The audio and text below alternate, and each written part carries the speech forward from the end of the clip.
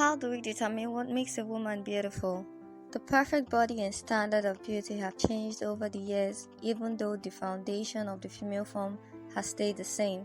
So next time you feel like your body is less than perfect, just remember that perfection is always changing and transforming, looking stunningly different from one generation to the next. The Venus of Willendorf. One of the elect examples of art that has ever been discovered. Is a primitive symbol of an idealized woman, and she doesn't look anything at all like our models of today. In an essay by Dr. Brian Zygmunt, he talks about the Venus of Willendorf, a statue crafted over 20,000 years ago as a paradigm for fertility. The girl goes beyond curvy. In fact, she's a little on the heavy side, features large chest, large hips, and a healthy stomach. It is clear that at that time, a good body equals one that could bear many children. The model has no face. A big, healthy body was all that mattered because you were your own method of survival. You had to be strong. As a piece of art though, it is likely that that figure is greatly exaggerated from what the women of that era actually looked like. But that proves that a well-nourished woman was the idea at that time. Ancient grace. According to a BBC News story, by 500 BC, fuller figures were still in vogue, especially red hairs and a pale skin. Ancient statues shows artists idealized female forms, which featured larger hips, fuller chests, and a not-so-flat stomach. But the Greeks paid more attention to the face and had an idea that symmetry and facial features were beautiful. The early Renaissance era. The artists of the Renaissance era wanted to move away from the modesty and strict religious values of the Middle Age. The idealized women of artists like Raphael were commonly curvy with pale and slightly flushed cheeks and soft brown faces. In an article published in the Journal of Cosmetic Dermatology, it reveals Raphael's admission that most of his paintings were not based on real models, but simply his imagining of what a beautiful woman would look like. This was the beginning of a transition from simply considering women to be the object of fertility to objects of lust and beauty. Queen Elizabeth. Crowned in 1558, Queen Elizabeth I ushered in the era of makeup. The 25-year-old queen always had her signature red lipstick on. This trendy makeup routine quickly became a symbol of class at the time. The paler you were, the higher your status. Queen Elizabeth painted her face with a thick coat of white-based powder, and members of the high society followed suit, and makeup during that time was a wider shade of pale. Let them eat cake.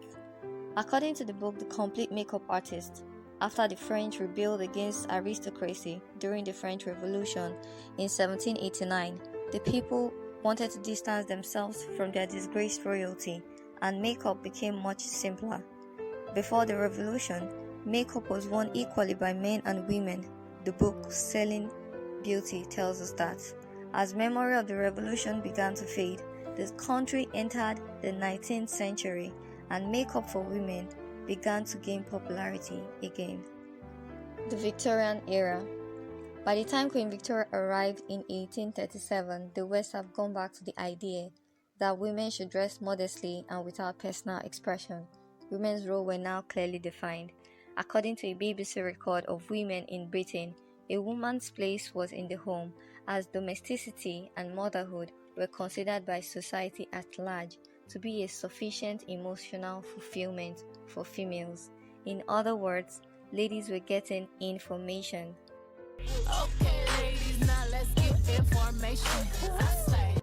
The pale, frail, weak look was in vogue, and no particular body part was emphasized, just as long as the woman didn't look too strong. The turn of the century. Charles Gibson did a series of illustrations that was meant to find a beautiful woman of the age. According to the Library of Congress, from the turn of the century to the beginning of World War I, women everywhere tried to match that drawing. She was pale but not powdered like previous years. She had larger busts, and though it was still popular for girls to look soft and round, the trend towards a thinner idea was beginning. The Gibson girl wasn't actually a real person, but Evelyn Nesbit, considered to be world's first supermodel, was closest to it.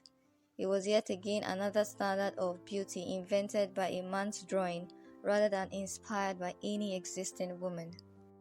The fabulous flappers.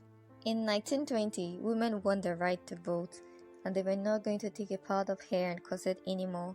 According to an article on women's body image and BMI, flappers brought about a complete change in fashion and body type.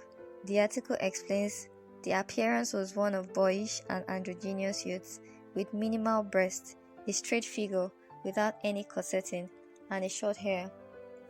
They were gaining a taste of men's power, and it showed. The curvy look was out. Girls wanted to look thin with no curves, and they were cutting their hairs off.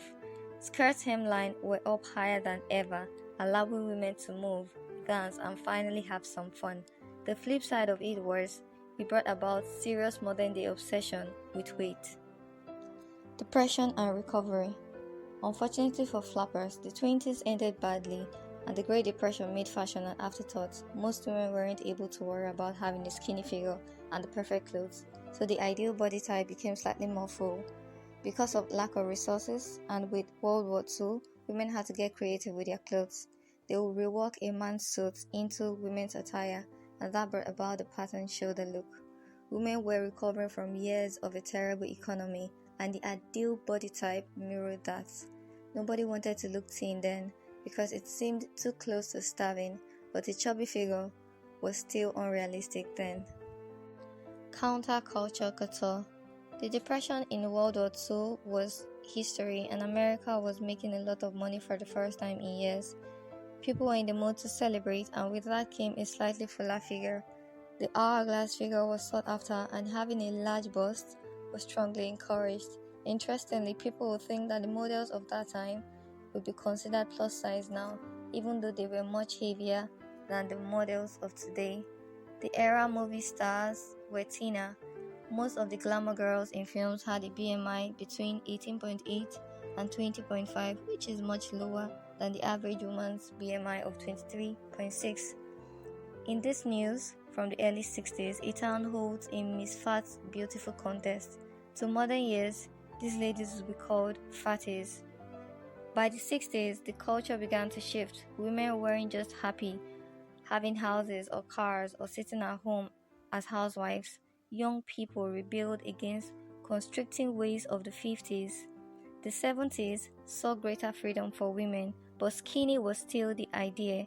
Makeup and fashion moved towards a more natural look. It wasn't as bad as the 60s, and hair was worn more naturally. The supermodel era. When the 80s came around, the supermodel era began. Women were meant to be tan, tall, and thin. Hips got much smaller, but a bigger bust was still the rage.